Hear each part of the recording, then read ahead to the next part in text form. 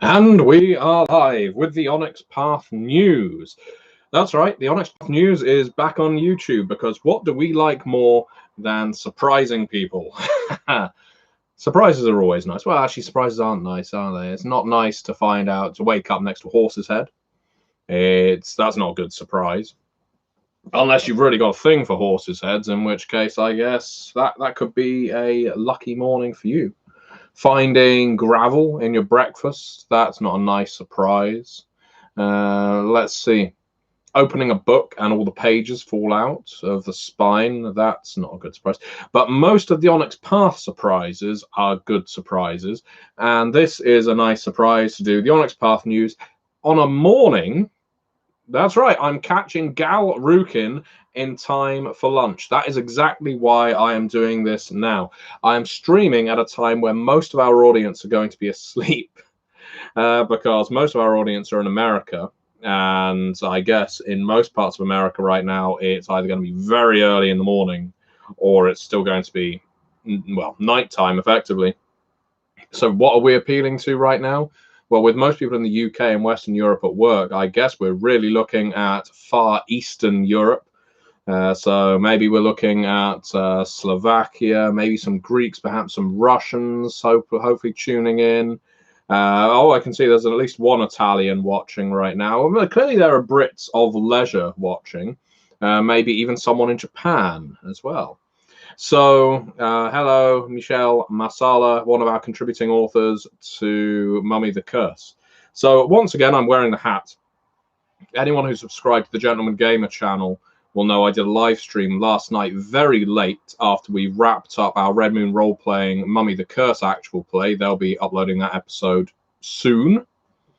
And hello, more Italians. I love Italy. It's my favorite country to visit. I am obviously a consummate tourist. So I know nothing of what it's like to actually live there, but every time I visited, it's a beautiful place. Beautiful place, beautiful people, and beautiful food. Everything's beautiful. I love any country where you can walk around and fondle the history. That's basically my benchmark. Anyway, the purpose of this live stream, yes, we are doing Onyx Path News again. Who knew? On YouTube and not Twitch. And that doesn't mean we're not doing it on Twitch in future. We're going to occasionally strike without warning on various different social media platforms. Why? Because it's a good way of actually grabbing a wide audience. We've realized we can't steer people to one platform or other. People like YouTube, people like Twitch, people like the Onyx Path blog. So it's best to deliver news in various different avenues so that you can find the one that appeals to you. So let's talk about Mummy the Curse first of all, and then I'll start answering questions that are appearing in the chat because there's already one at least. By all means, submit more.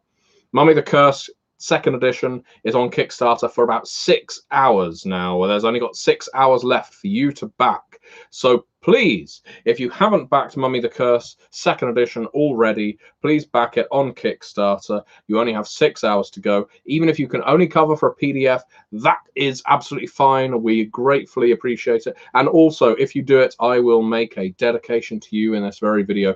In the video last night, I was making sacrifices for people, particularly bloody, vicious, horrific sacrifices that seemed to go down well. Someone had a kiss blown at them as well.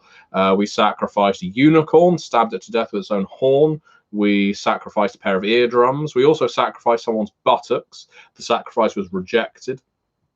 There were a lot of sacrifices taking place because there were a lot of pledges going on to the Mummy the Curse Kickstarter. So if you are watching this right now, please do pledge the Kickstarter. I will check the comments, and if any of those comments say, I came here because of the Gentleman Gamer, or the Gentleman Gamer sent me here, I will make a sacrifice to you on camera, or at least describe what that sacrifice would be if I had the correct tools and sacrificial victim. So yeah, Mummy the Curse isn't on Kickstarter for much longer, which is, of course, quite sad. It's been one hell of a journey. I've enjoyed it. I've enjoyed developing this game. There's more development to go, of course, because of the sheer amount of feedback we've received. There's some tinkering we'll be making to the text. And honestly, the feedback we've been receiving on this one has been wonderful.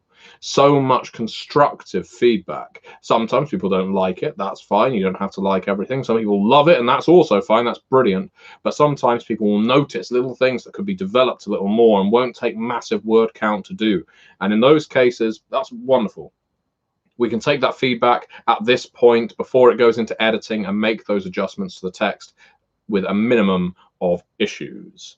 So Mummy the Curse 2nd edition is currently on Kickstarter. It's linked in the video description below. You have around 6 hours left to back, so please do back it if you haven't already. Again, you can back at a low level or you can back at a high level.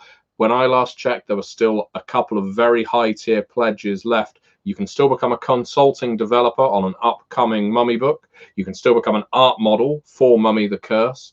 So if those are your jam, you can still get in, and those tiers will be gone when this book is on BackerKit. So this is your only chance to do so. Thank you very much for listening to my long screed about Mummy the Curse. We'll probably revisit it before the end of this video for anyone who is tuning in later. Right now, you're hearing me rambling at speed without any repetition or deviation because I'm actually very good at that. I should have been an auctioneer, perhaps, or the caller of a racehorse race. There we go. There's a repetition, which means I have to change the subject. Means I have to change the subject to go to the comments. What have we got right here? We have from Gamer TV, which is a very strong name, by the way, Gamer TV. I was very fortunate with the Gentleman Gamer. I think I was the first Gentleman Gamer channel. And now there are, of course, a flurry of them, but there's only one original. Gamer TV, any chance of the old school World of Darkness Mummy game? You can buy Mummy the Resurrection on Drive-Thru RPG. You can even create Mummy the Resurrection source books for the Storyteller's Vault. But do I think we're going to be releasing more Mummy the Resurrection books from Onyx Path? Probably not. Not unless it gets a 20th anniversary, and I don't consider it terribly likely. It was never a massive seller in its original iteration, and it would take White Wolf Paradox wanting to release a new book for an old edition. This is the thing. Some people still want 20th anniversaries for Hunter, for Mummy, for Demon, and I would love to work on them. A lot of us would love to work on them, and we have pictures in for them, but it would really take White Wolf wanting to say, we're doing 5th edition, but let's keep releasing core books for the previous edition, which is unlikely to happen, simply because most games companies don't do that. Now, you may be wondering, why am I wearing a sailor's cap? And it's because I'm still celebrating. I'm celebrating because I completed the first proof of the completed. They came from Beneath the Sea. They came from Beneath the Sea. It is all laid out, all beautiful. The artwork in this game is fantastic. And I have been proofing it, making adjustments to the text. Mike Cheney, our art director, is going to be implementing those text adjustments. Then he's going to be sending it to me for a second proof. I will proof that, and then the PDF goes out to the backers of the Kickstarter. That's very exciting indeed. What else do we have here? Dracos Diabolus says, good morning. Good morning to you, Dracos. Michelle says, that was great. Everything is great. Emiliano Torricelli says, when are you guys releasing more Wraith the Oblivion? We don't have any Wraith the Oblivion slated other than an anthology of short fiction with some fantastic authors. It should be noted, there's some really good authors in there, because as noted previously, with 5th edition of World of Darkness coming out, it means slow down for all the 20th anniversary editions. We released everything we really intended to release for Wraith 20, with the core book, with Book of Oblivion, with the handbook for the recently deceased. Not to say there won't be more, but I suspect you'll be seeing more on the Storyteller's Vault than you will from Onyx Path. Hello, the Lady Gamer. I vaguely remember you. I remember you. Have we worked together before, Lady Gamer? Maybe appeared on a podcast.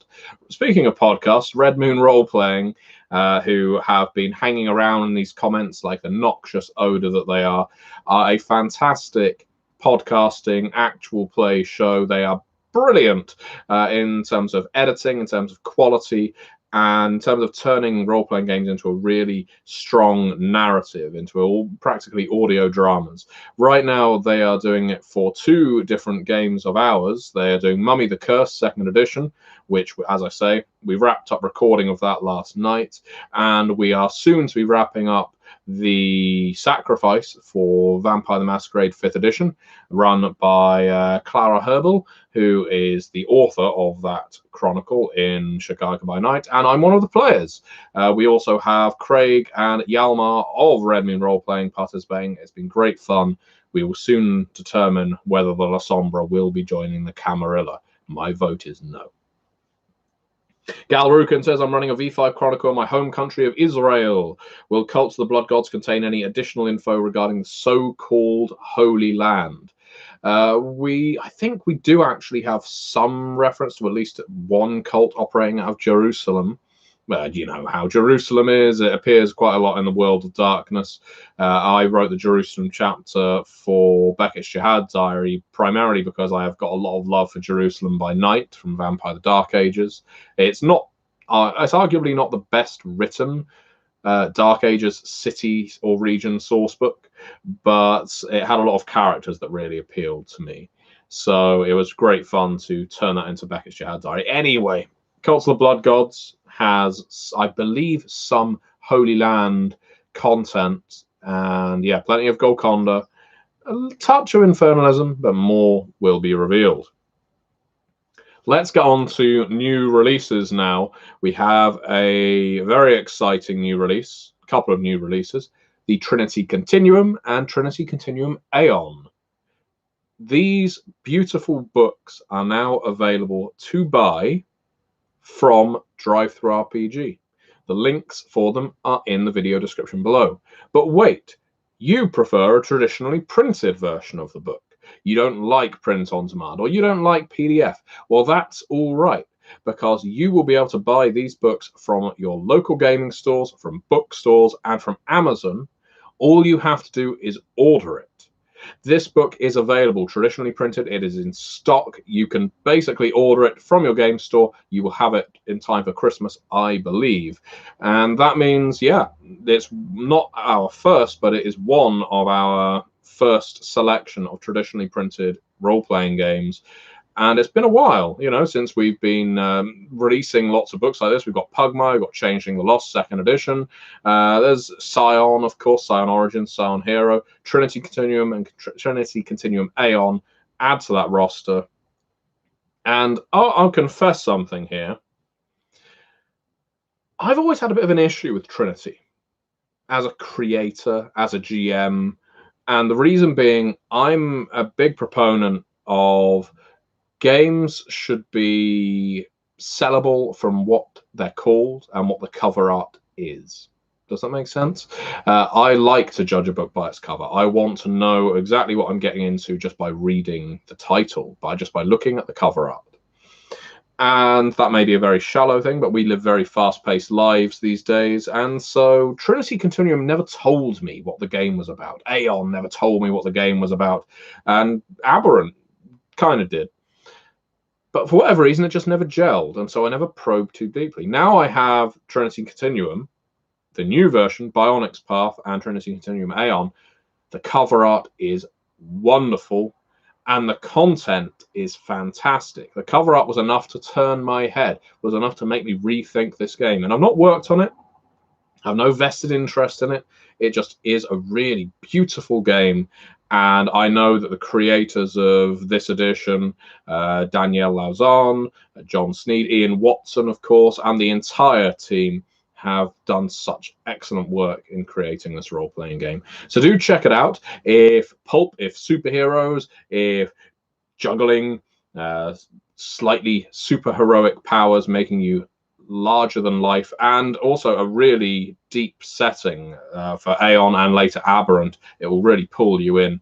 These games might just be for you. So what else do we have here in the comments? Gamer TV, that's so sad that we know future work on the Old World of Darkness or Old School Mummy book game or any 20th books. You mentioned a 5th ed book for Mummy and Demon and more old titles being transferred into 5th edition in the future. That will be up to Paradox and White Wolf what gets a 5th edition. I am fully aware that Werewolf 5th edition, it will be coming out. That's not an Onyx Path game, but you never know what we might get to work on in future. I don't consider it sad that the 20th anniversaries are coming to a close. We've still got major releases on the go because those are big books and they're big sellers, quite frankly. But when a new edition of a game comes out, it makes sense to move to the new edition. It just will drastically cut your audience if you're essentially competing with yourself. Does that make sense? So yeah, but don't worry. All you have to do is go into World of Darkness Facebook groups, Discords, and the like. Make enough noise that you want to see Storytellers Vault products for Mummy the Resurrection, for Wraith the Oblivion, and what have you. People will make them, and you will have more books for your own personal collection. Michelle says, every time I think I saw my favorite They Came From Beneath the Seas art, a new one is shown. It's almost embarrassing. Yeah, there's some excellent art coming out for They Came From Beneath the Sea. Of course, I guess standing out, and all the artists for it have been brilliant, but I'm got to tip my sailor's cap to to Larry Blemeyer, who is not only one of the authors of the game. He wrote all of the fiction, he wrote the quips, I think in bits and pieces more. He's also a movie director in his own right. He directed Lost Skeleton of Cadavra, Trail of the Screaming Forehead, Dark and Stormy Night. That's why I hired him to work on the book, and his work was fantastic. He's also contributing art to it, and some of those real standout pieces people are falling in love with, like fishmen launching rockets at a city, a woman battling brain-eater eels with a rolling pin. That's all Larry's work, and he's just wonderful to work with. Such a fantastic human being. So yeah, again, support the game, support Larry, because Larry's a brilliant creator. Emiliano says, your episodes of Wraith are awesome, by the way. Thank you very much. Don't count Wraith the Oblivion on being out of the game just yet. We should hopefully return to that chronicle. Dracos says, I cut my teeth on the old school World of Darkness. That World of Darkness is still going. That's what Vampire the Masquerade 5th edition is. It's what Mage the Ascension 20th anniversary is. So those books are still available. Gal says, how's development coming along on Technocracy Reloaded? So Technocracy is finished in terms of development. It's now over to editing and art. And in fact, I think we have just commissioned our artists to get working on that. So hopefully you should see a Kickstarter for that game. D. Rizzo says, morning, gentlemen gamer. I should be sleeping, but I'll hang out a bit.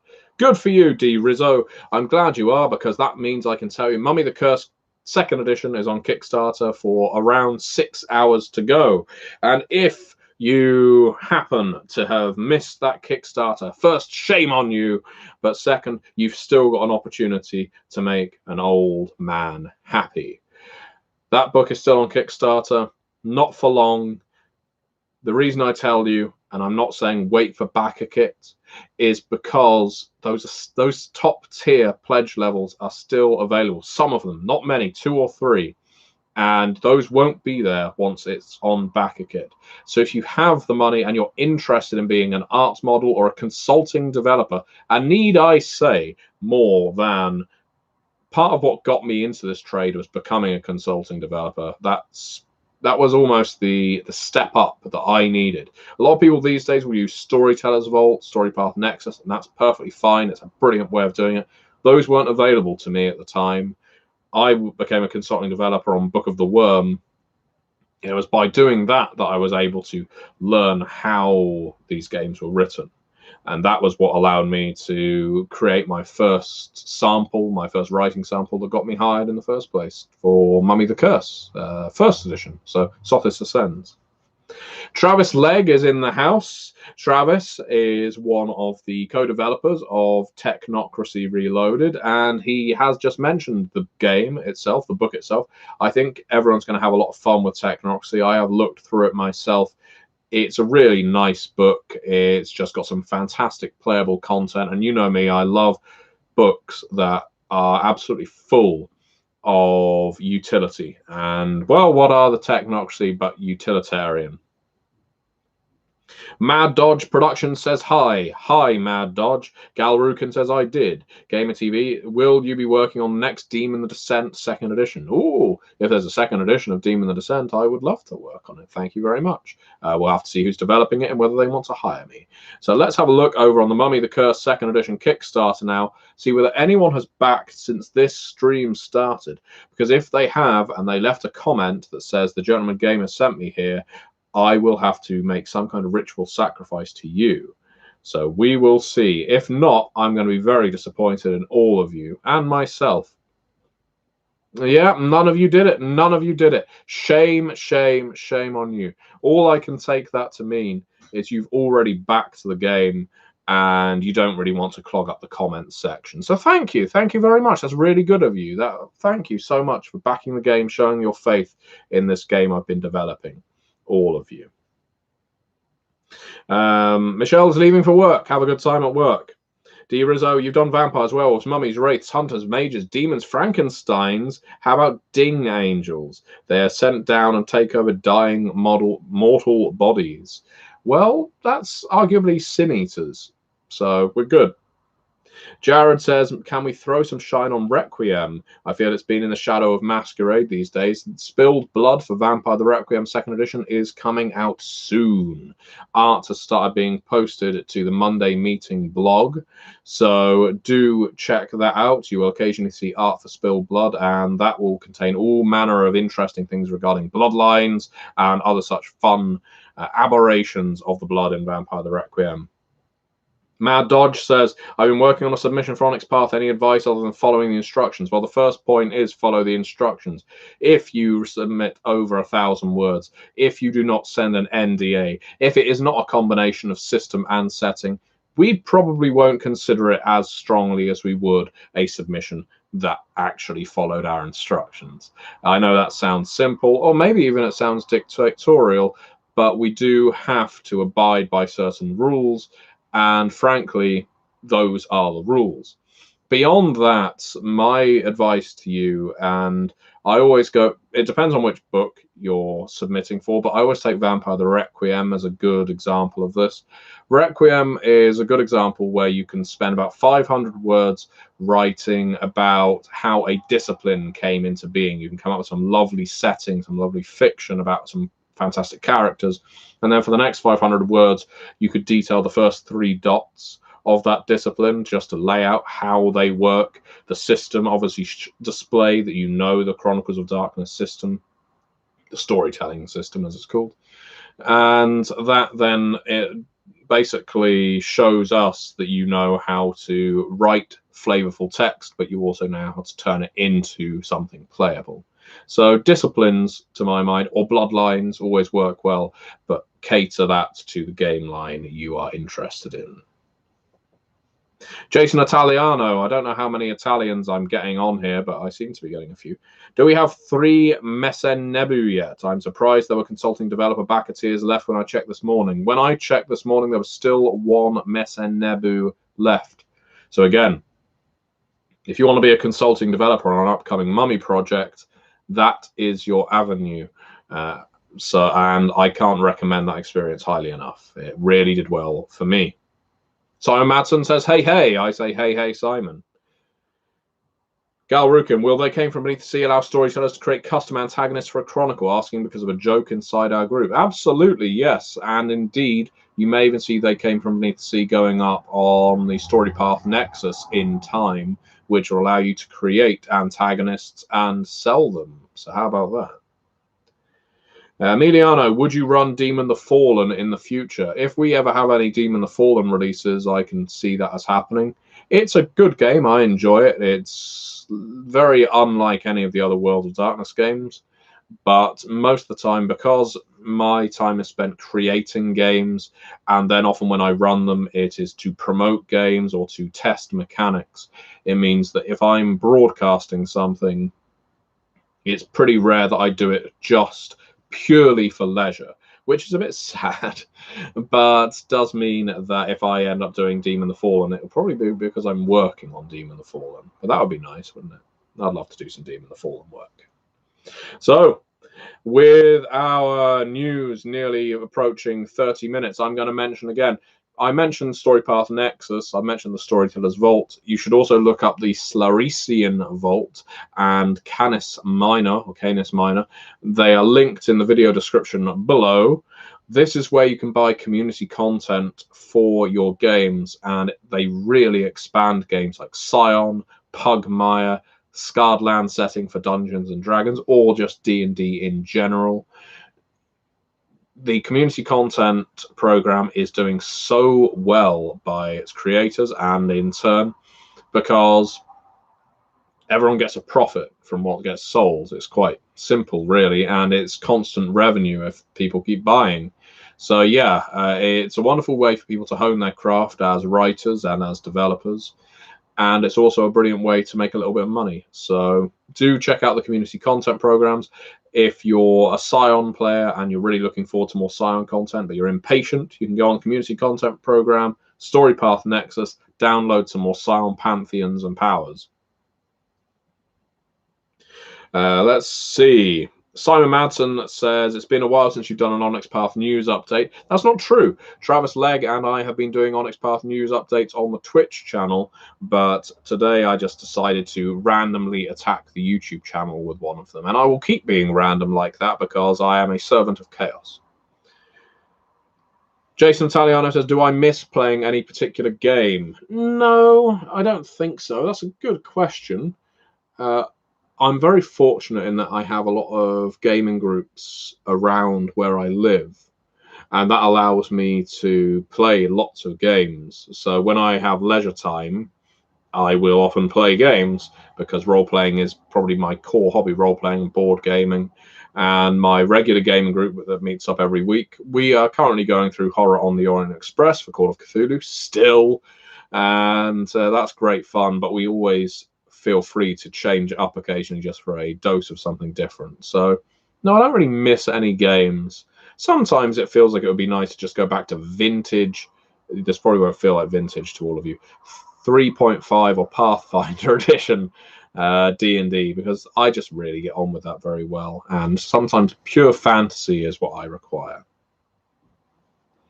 Gamer TV says, I don't have the money for the game at this moment, as money is tight, but quite tight right now, and I'm not a big fan of New World of Darkness games, as hardly anyone plays them on Roll20, says Gamer TV.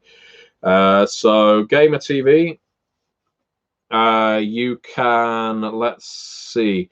So these days it's called the Chronicles of Darkness rather than New World of Darkness. So that may be why you're not finding it on Roll20. But don't despair, because if you join the Chronicles of Darkness Discord or the Onyx Path Discord, I guarantee you will find some Chronicles of Darkness games that would house you. So if I can encourage you to do anything, back Mummy the Curse at PDF level, because it will give you a fantastic game. All the rules are in one book. And you will be able to find a group. Just join the Chronicles of Darkness or Onyx Path Discords and navigate to those channels. I guarantee you'll find a game. There's loads. D. Rizzo says, I don't know if he knows about the community content. Maybe you should tell him. Mad Dodge says, I'm a fan of the La Sombra. How do you feel about them flipping to the Camarilla? I'm not a fan of that. Well, as I wrote that into Chicago by Night, I'm all right with it. Yes, I do demand chaos. Galrukin says, I'm running multiple campaigns currently, but unfortunately I'm about to be drafted in a week or so. Any advice on how to handle game mastering long-running games within limiting schedules?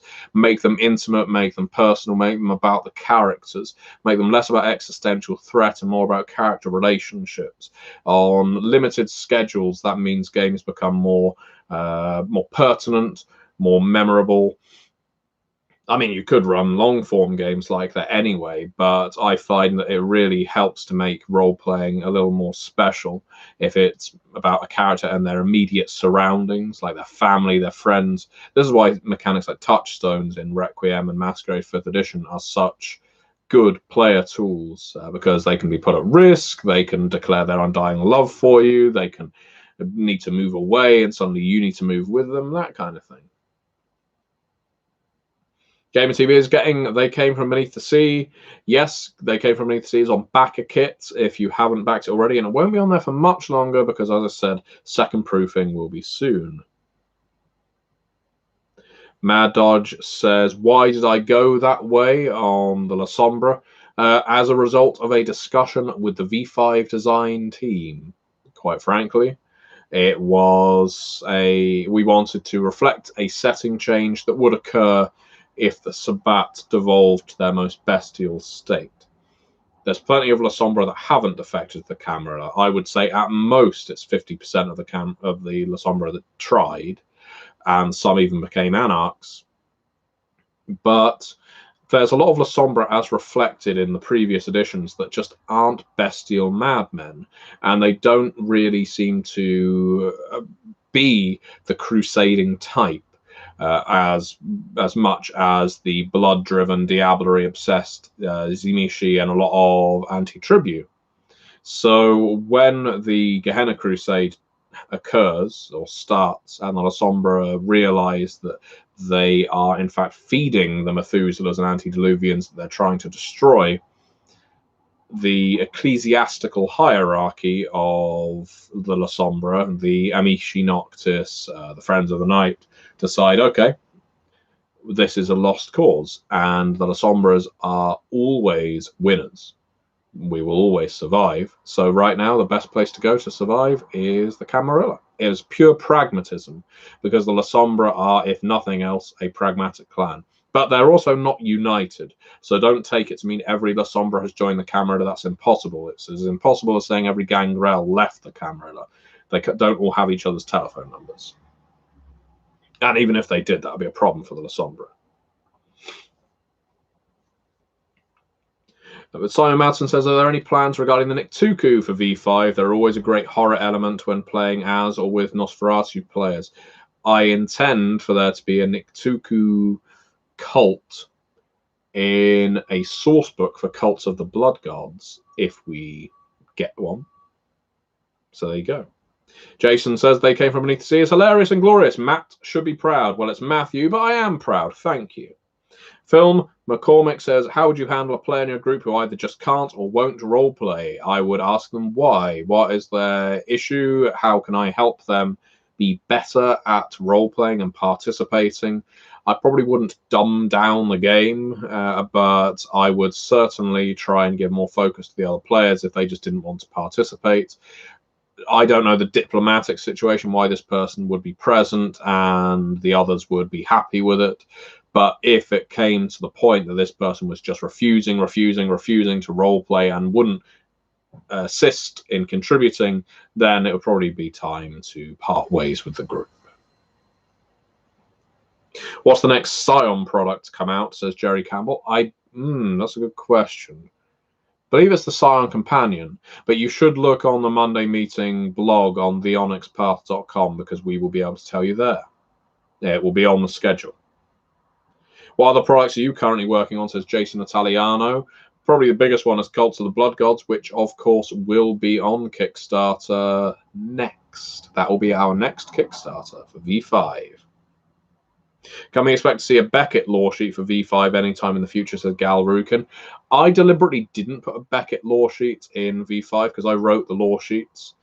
And the reason is because I find him most appealing as a very ambiguous, distant character. I don't want him constantly Drizzt-Do'Urdening his way through games and ruining it for all the other player characters, but your mileage may vary. So, you guys updating Hunter. Hunter the Vigil 2nd edition is coming very soon. Yes, it's nearly finished editing with Dixie Cochran. Is the Fall of London progressing well? So that's a Modifius product, Simon. And I don't know. I was the initial developer of the Fall of London. I had to part ways with the project. I made some choices based on where I needed to focus my attention. I very happily handed it over to Steffi Devan, recommended her for the role. Very glad she got it because she's a brilliant developer.